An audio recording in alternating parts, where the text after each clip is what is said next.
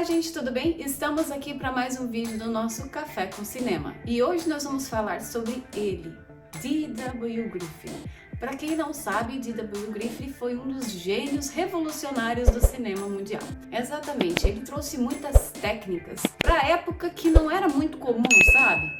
D.W. Griffith começou no século XIX como ator e roteirista. Trabalhou para a empresa Biography por um bom tempo, aonde ele fez o seu primeiro short film, que na verdade foi o primeiro curta-metragem de Hollywood, In Old California, um filme de 1910 de 17 minutos. Foi na verdade um dos primeiros filmes de D.W. Griffith. Entretanto, antes de ele fazer o seu primeiro longa, ele fez mais de 450 filmes curta-metragem.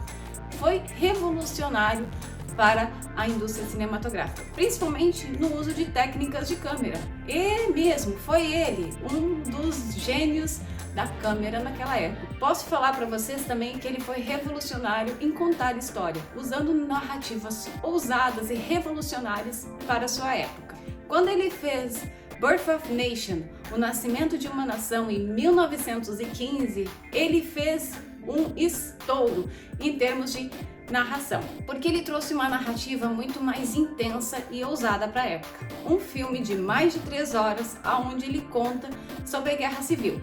Entretanto, foi um filme que não foi muito aceito para a população, porque achou um pouco pesado e a audiência achou que tinha algumas coisas muito racistas para a época, o que fez D.W. Griffith ficar muito desapontado, porque as pessoas não estavam entendendo o que ele estava querendo trazer. E ele virou o jogo mais uma vez e trouxe em 1916 Intolerance, com tradução em português Intolerância, que foi um filme onde ele trouxe mais revoluções narrativas, aonde ele traz 4 histórias em um mesmo filme, falando da Babilônia Antiga, a Judéia na época de Jesus, o massacre na França de São Bartolomeu e América Moderna. Ele fez misturas entre todas as histórias, fazendo interligações em cada uma delas. Se você não viu o filme ainda, eu sei que ele é um pouco longo, mas seria muito interessante para você ver as técnicas cinematográficas que ele usou na época. Essas interligações que ele fez, que foram mais de 50, conseguiram ligar uma história na outra sem ela perder o ritmo da história, o que foi muito legal para a época. Entretanto, não foi muito sucesso, mais uma vez. O público não entendeu muito bem o que era que ele estava querendo falar, apesar de ter sido muito bem contado.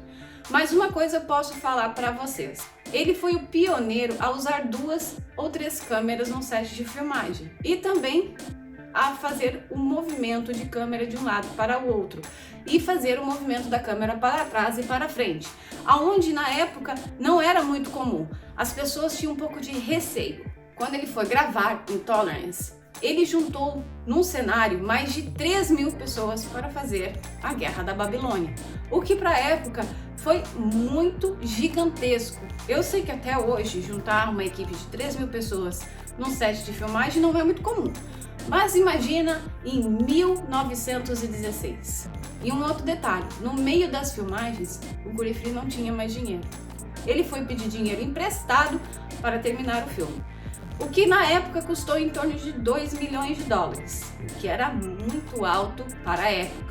Hoje podemos dizer que o filme custaria em torno de 250 milhões de dólares, um valor muito maior, né? Mas o que a gente pode dizer é que ele foi sim um gênio em contar novas histórias, conseguindo desenvolver narrativas intensas e complexas sem perder o foco. D.W. Griffith foi memorável. D.W. Griffith deixou um legado incrível e se você ainda não viu nenhum desses filmes, não perca tempo. São filmes longos, mudos, né, com uma orquestra de fundo, mas se você prestar bastante atenção, você vai ter uma aula cinematográfica ali. Eu posso te dizer porque eu já vi os 2. Não que eu tenha gostado de Birth of Nation, eu acho que O Nascimento de uma Nação foi um pouco complicado e um pouco complexo para a época. Talvez por as pessoas terem uma opinião muito pesada politicamente, deve ter sido um mal entendimento. Mas Intolerância eu realmente aconselho você a assistir, porque vai trazer uma técnica que a gente não imaginava que ele conseguiria ter usado. Porque vamos falar bem a verdade, hoje a gente sabe que fazer edição de vídeos é um pouco complicado, né? Mas você já imaginou juntar 4 histórias que nem ele juntou em um mesmo filme, sem perder o foco e sem perder o fio da linhada, como se fala? Foi revolucionário para a época, então eu aconselho você a ver. Eu espero que você tenha gostado dessas curiosidades de D.W. Griffith.